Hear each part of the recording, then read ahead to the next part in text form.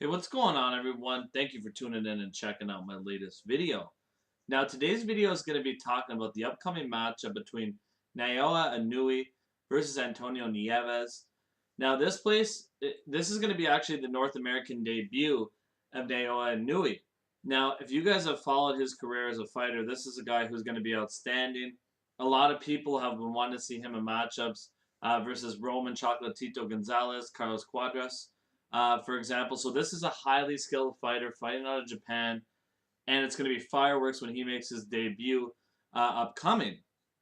Now, when you look at Naoya Inoue and what he brings to the table in this fight, why people are so excited about him, he is a vicious body puncher. Particularly his left hook to the body is outstanding. Uses his jab as a range finder. He's got vicious uppercuts, super aggressive style. He's already fought very experienced fighters so far in his career. He's got a good resume already for such a young man.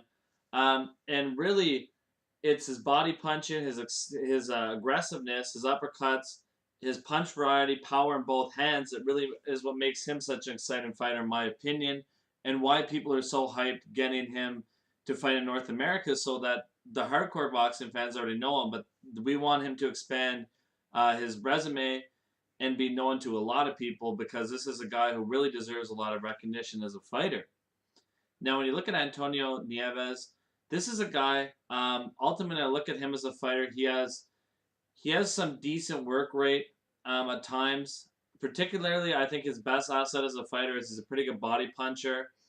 The problem with him in this fight, in my opinion, he's got a decent amateur career as well.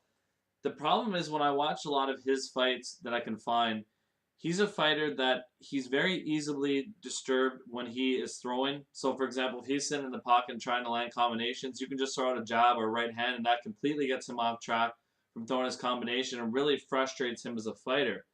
So against a guy like Inoue, who's going to be coming in with power in both hands, body punching, and mixes up his attack very well, that is a recipe of disaster for Antonio Nieves. So in my opinion, this fight is going to be a TKO or a KO. I'd say round 6 or 7 for Naoya Inoue. It's a perfect showcase fight, in my opinion. Nieves is a guy, I will say about him, he's very composed in there. He doesn't get rattled. But ultimately, the skill set is just too much in the favor of Naoya Inoue. I look for him to make a statement in his first fight in America. Ultimately, this guy's going to be getting a ton of fans after this fight.